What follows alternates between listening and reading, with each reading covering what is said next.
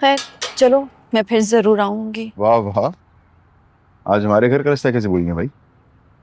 अब ऐसी भी कोई बात नहीं है, 2-3 महीने में एक चक्कर तो लगा ही लेती हूँ। और तुम्हारे जाने के बाद हमारी बेगम को हमेशा यही लगता है कि उसे भी किसी बड़ी कंपनी में जॉब कर लेनी चाहिए थी। आज वो भी एक अच्छी गाड़ी चला रही होती। तो आप ये कहना चाहते हैं कि आपकी बीवी को मैं पट्टियां पढ़ा रही हूँ? मेरी बेगम को कोई पट्टियां नहीं पढ़ा सकता, क्योंकि वो ये जानती है कि औरत की असली जगह घर ही होती। और वैसे फिजा को इतना पढ़ लिख के क्या मिला? उसे भी तो होने वाली सास ऐसी मिली है जो उसे जॉब नहीं करने देना चाहती। क्या फायदा हुआ इतनी पढ़ाई का? ये तो वक्त ही बताएगा, और अभी उसकी पढ़ाई मुकम्मल होने में साल बाकी है। अल्लाह मालिक है, मैं तो उसके लिए बस दुआ करती हूँ कि उसे कदरदान लोग मिलें। खैर आप बताएं, आपका काम कैसा चल रहा है? बहुत जबरदस्त चल रहा है, खूब प्रॉफिट हो रहा है। बल्कि मैं तो कह रहा हूँ कि तुम भी इतने अरसे से काम कर रही हो, थोड़ी सी इन्वेस्टमेंट कर लो। अच्छा खासा पैसा जोड़ लिया होगा तुमने। जी असफर भाई, काफी पैसा जमा हो गया है, इतना कि अलमारी के दरवाजे बंद नहीं होते। वैसे इंसान कितना ही पैसा क्यों ना कमा ले, अपनों की जरूरियात के आगे कम ही पड़ जाते हैं।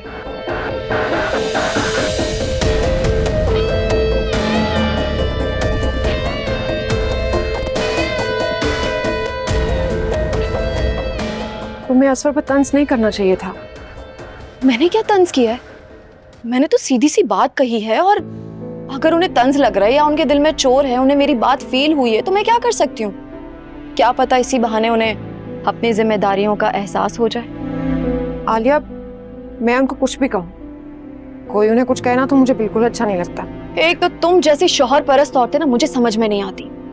गलत को गलत नहीं कह सकती तो कम से कम गलत को गलत सुनने का हौसला तो रखो।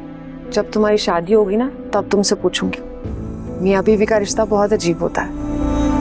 कभी कभी दिल करता है सब कुछ छोड़ के भाग जाऊं, और कभी दिल करता है सब कुछ छोड़ के बस उनके साथ रहूं। चलो तुम उनके साथ रहो और खुश रहो। चलो मैं चलती हूँ, देर हो रही है। ख्याल रखना अपना।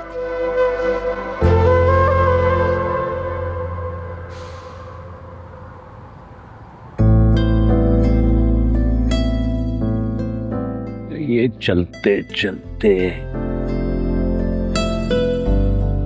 ऑडिशन तो पड़ा हुआ है मैंने। अरे आप? अस्सलाम वालेकुम, कैसे हैं सर आप? वालेकुम अस्सलाम। मैं ठीक हूँ, लेकिन तुम्हें यूं अचानक देखकर बड़ी खुशी हुई। कहाँ गायब हो? कभी भूले भटके हमारे घर भी आ जाया करो। सच पूछे तो मैं खुद काफी दिन से आपके घर आना चाह रहा हूँ, लेकिन टाइम नहीं मिल पा रहा। बहुत जल्द आऊंगा इंशाल्लाह। टाइम निकालना पड़ता है, बस तरजीहात का फर्क है। आप शर्मिंदा कर रहे हैं, बिल्कुल अपने दोस्त प्रोफेसर अशरफ की तरह। अरे नहीं नहीं फराज, मैं तुम्हें सिर्फ बेटा कहता नहीं हूँ, समझता भी हूँ। और ऐसे बेटों को कौन शर्मिंदा करता है? ये बात है तो फिर चलें साथ चाय पीते। चाय? बेटा भी कह रहे हैं और बेटे के साथ चाय पीने के लिए इतना सोच भी रहे हैं। बस मुझे एक भूख लेनी थी, लेकिन चलो बाद में। यहाँ एक पठान की शॉप है, वहाँ समोसा और चाय पिलाते हैं तुमको।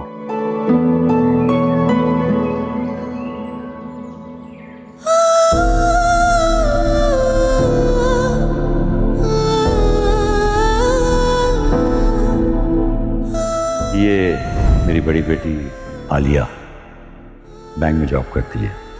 माशाल्लाह।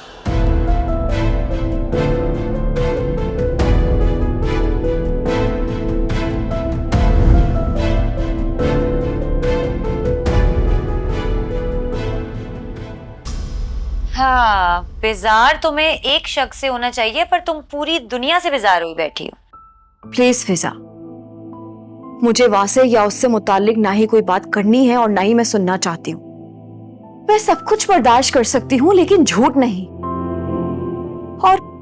और उसने मुझसे झूठ बोला है।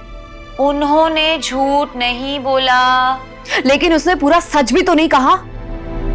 और आधा सच पूरे झूठ से ज्यादा खतरनाक होता है, समझी? वो माफी मांग तो रहे हैं, अब क्या तुम्हें नागिन डांस करके दिखाएं? यार प्लीज बात को मजाक में उड़ाने की जरूरत नहीं है फिजा। मैं वासे से बात नहीं करूंगी और ये मेरा आखिरी फैसला है। तुम जाकर उसको बता देना। तुम एक बात बताओ, तुम वासे भाई से करने लगी हो प्यार, इसलिए तुम इतना हर्ट हुई हो। देखो उनसे गलती हुई है और वो इतराफ भी कर रहे हैं।